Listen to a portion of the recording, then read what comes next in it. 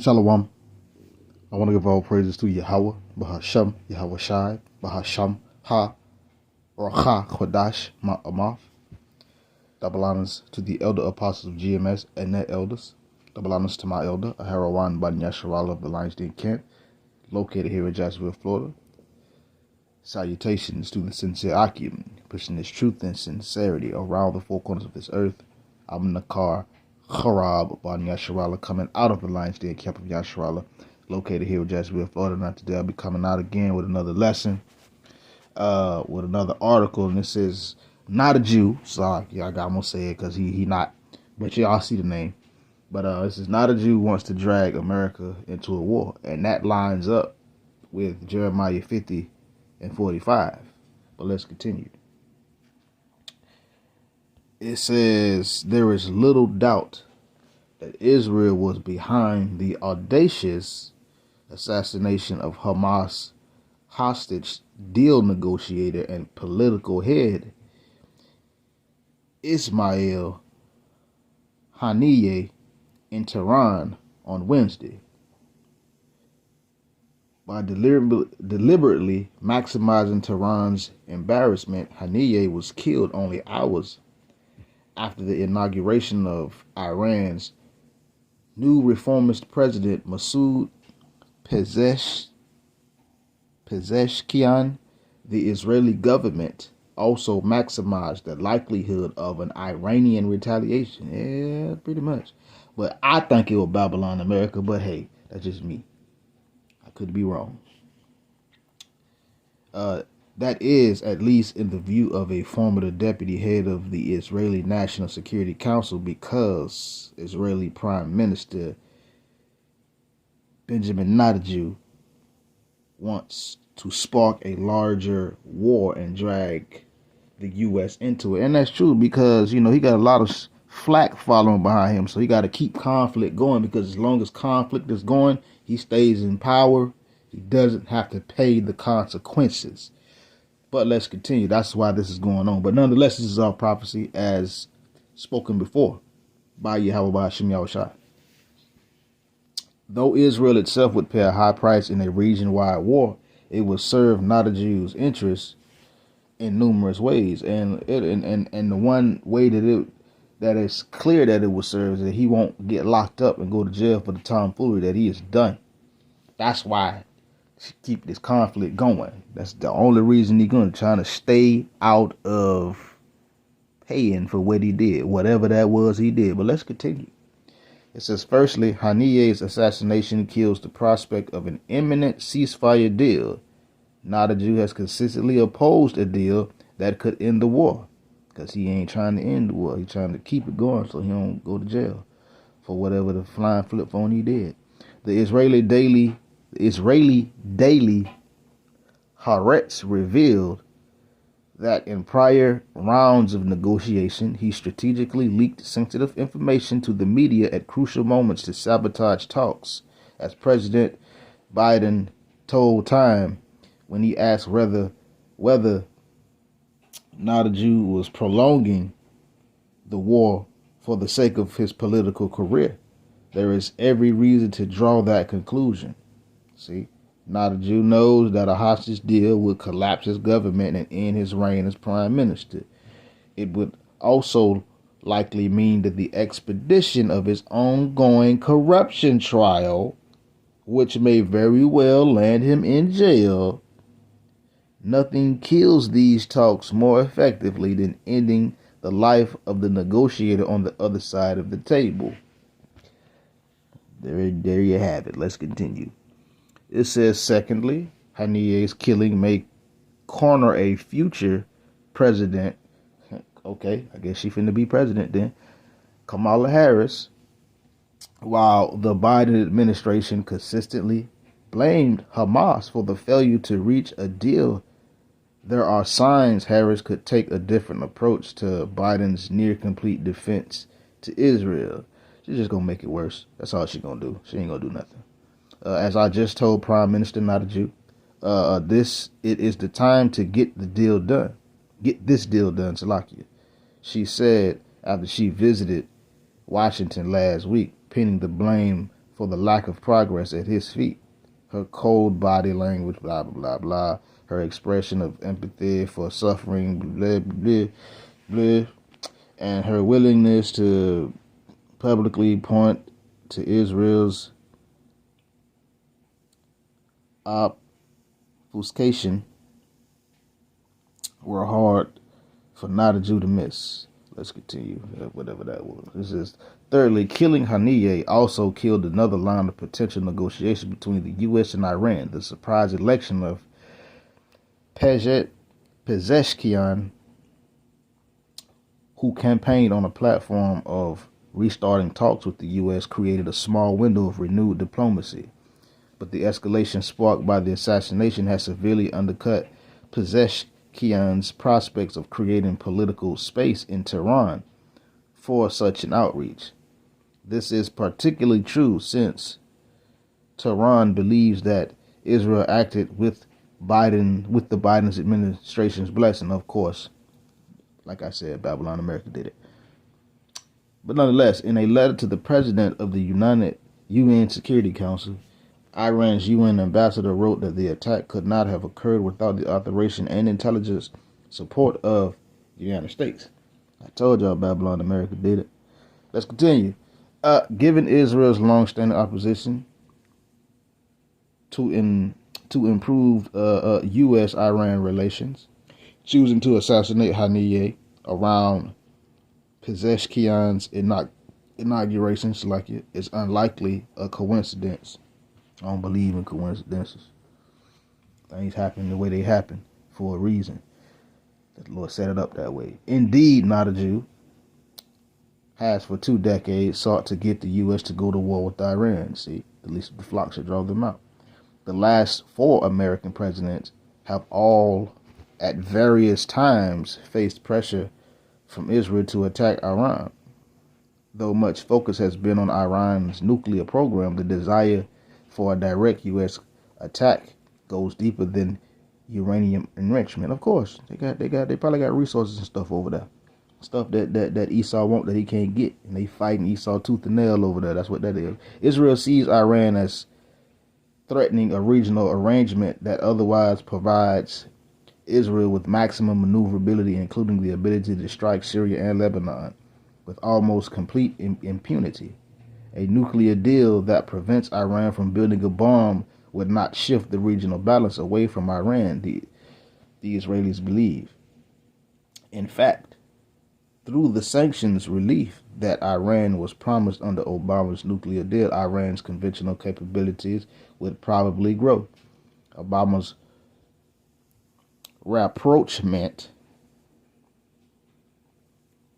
with Iran edged the regional balance of power away from the Persian Gulf states and Israel. That balance of power cannot be sustained by Israel's military capacity alone. It requires severe economic sanctions and American military action. It requires a country to be tore down, basically.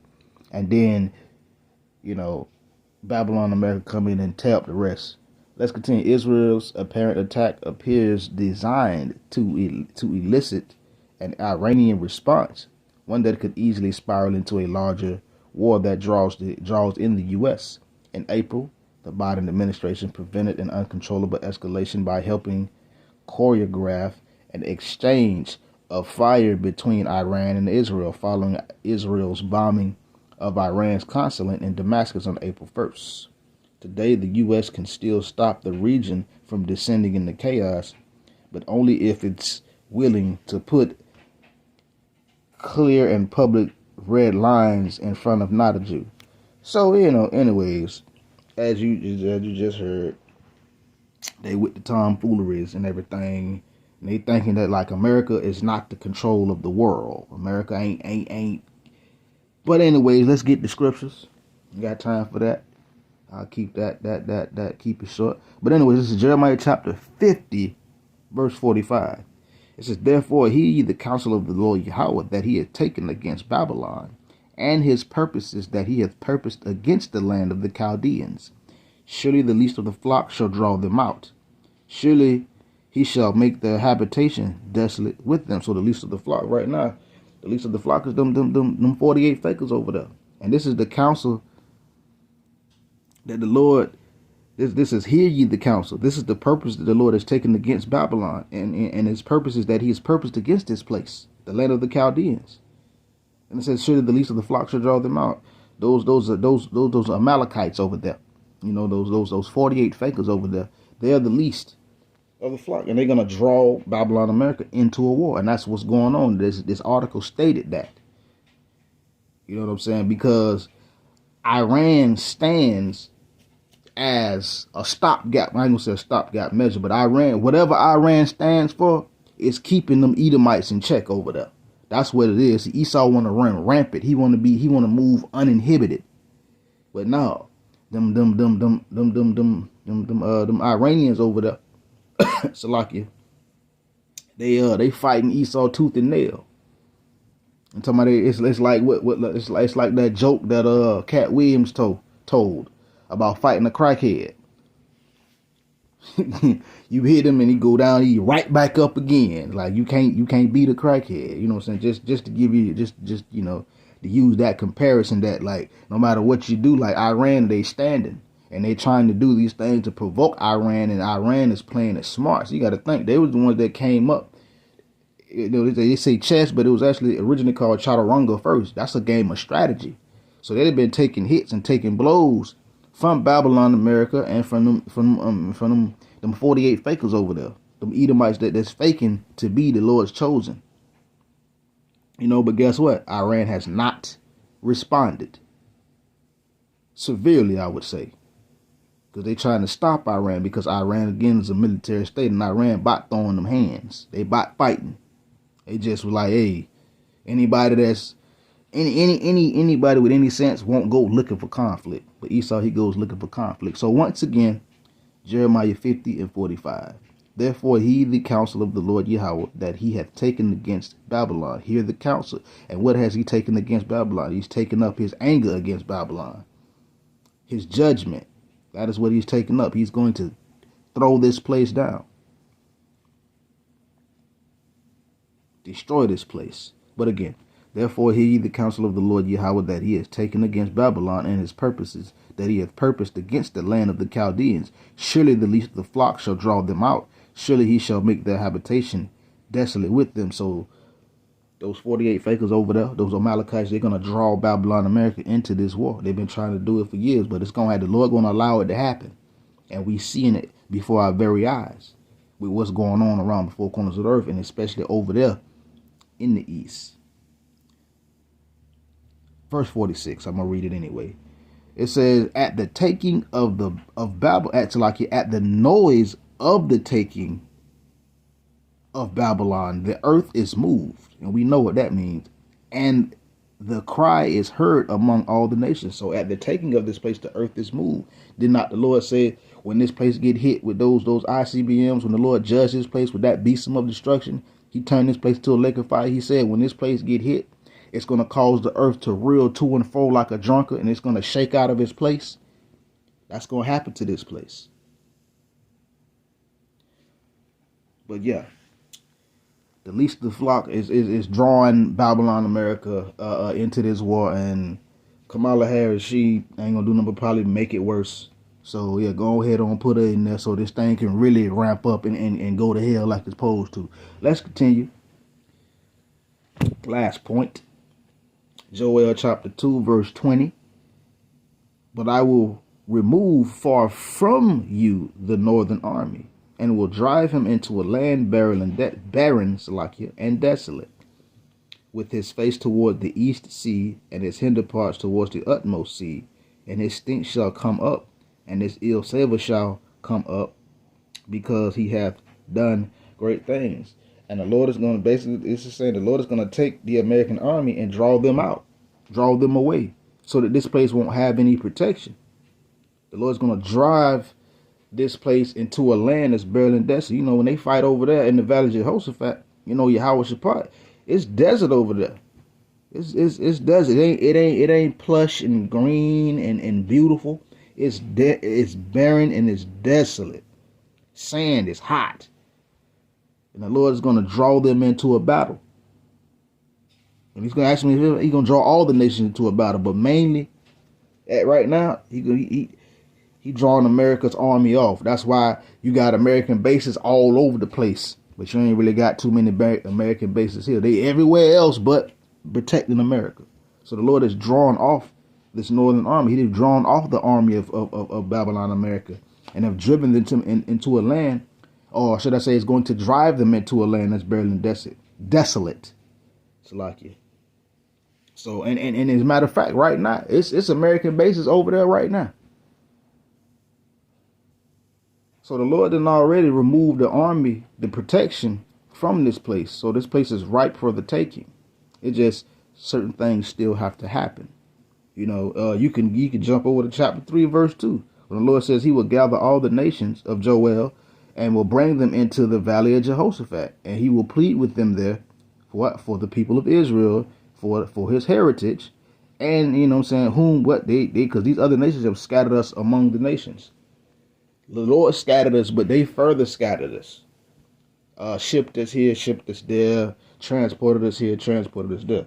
So yeah, nonetheless, it was just, I ain't gonna say a quick lesson, but yeah, this just prophecy that's happening before our very eyes, and you see it, and this is going to happen.